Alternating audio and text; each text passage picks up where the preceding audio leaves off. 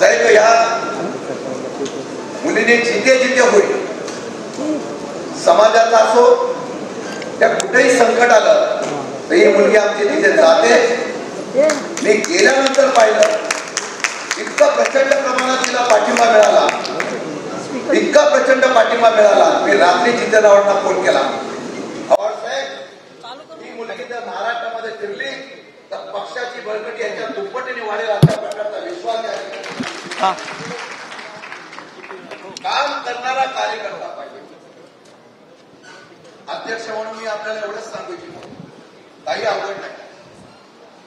मनामध्ये ठरवलं तर आपण यश मिळवू शकतो.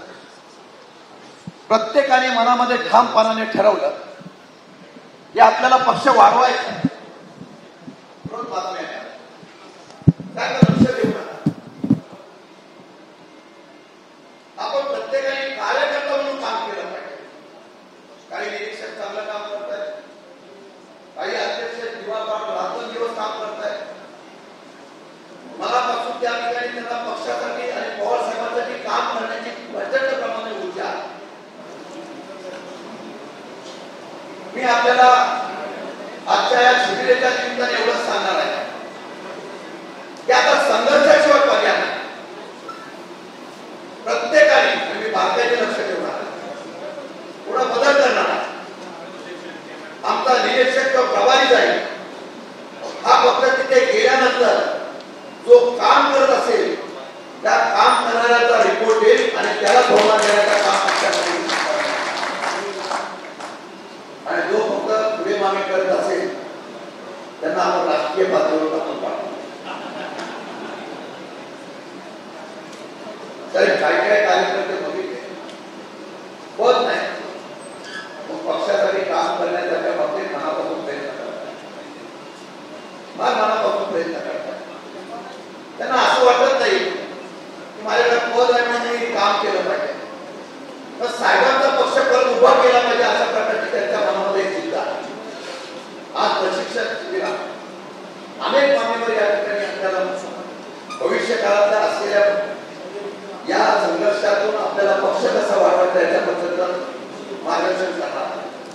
वोट चोरी असेल, सध्याची राजकीय परिस्थिती असेल, जाती धर्माच्या मध्ये तेढ निर्माण करून सत्ता मिळवण्याची परिस्थिती असेल, याच्यावर आपला पक्ष कसा उभा राहायला पाहिजे, कसा यशस्वी झाला पाहिजे अशा प्रकारचा निश्चितपणाने मार्गदर्शन मिळेल.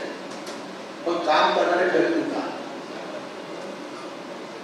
कोण मोठा कोण छोटा याच्यापेक्षा साहेबांचा असलेला पक्ष सगळे गेल्यानंतर सुद्धा सामान्य कार्यकर्ता उभा करू शकतो हा विश्वास या असलेल्या आपल्याला दाखवायचा. साहेबांनी एक संदेश दिला,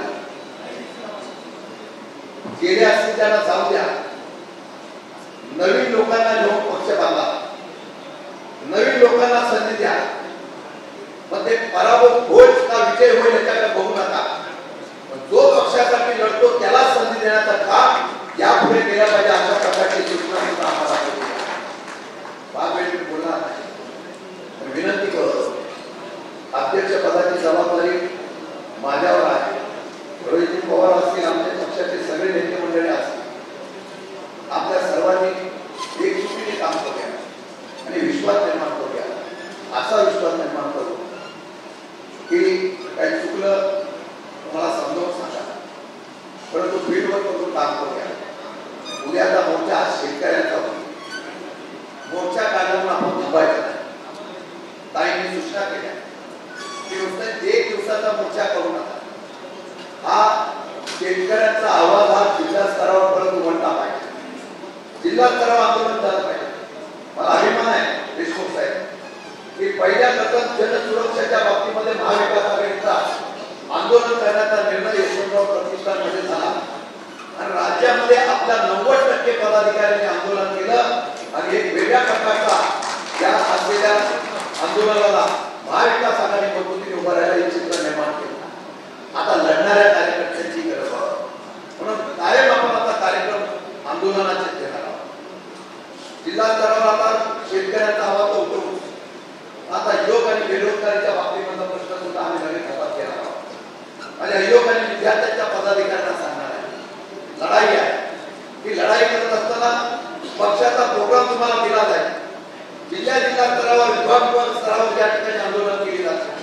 पहिल्या जिल्हाधिकाऱ्यांना निवेदन देऊ, औद्योगिक क्षेत्रातल्या असोसिएशनला निवेदन देऊ, सरकारी भरती, नोकर भरती या संदर्भामध्ये पुढची लढाई ही राष्ट्रवादीची असेल. आम्हाला धर्माच्या वादामध्ये सापडायचं नाही. आम्हाला लोकांच्या प्रश्नाच्या संदर्भातून आवाज उठवायचा आहे.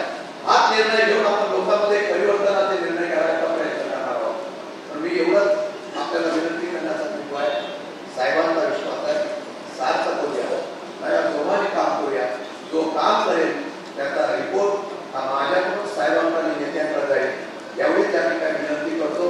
मनापासून आपल्या सर्वांचं मनापासून स्वागत करतो आणि आपण शपथ घेऊया, उद्याचा महाराष्ट्र गेले तरी कोणी शरद पवारशिवाय महाराष्ट्र आणि शरद पवारशिवाय सत्ता येऊ शकत नाही अशा प्रकारचा विश्वास निर्माण करूया. एवढंच सांगतो. विशेषतः नाशिक जिल्हा, नाशिक शहर या सर्व पदाधिकाऱ्यांचं या ठिकाणी मनापासून अभिनंदन करतो आणि सुनील मुखाराचं पण मनापासून अभिनंदन करतो. 8 दिवस या कार्यकर्त्यांनी रात्र दिवस मेहनत केली. माझ्या पक्षाच्या सर्व राज्याच्या असलेल्या लोकांचं मी मनापासून या ठिकाणी अभिनंदन करतो.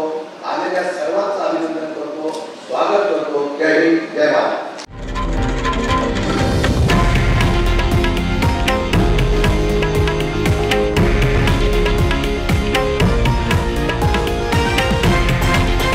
हे आहे देशातील नंबर 1 न्यूज नेटवर्क आणि आपण पाहत आहात TV9 मराठी, एकमेव.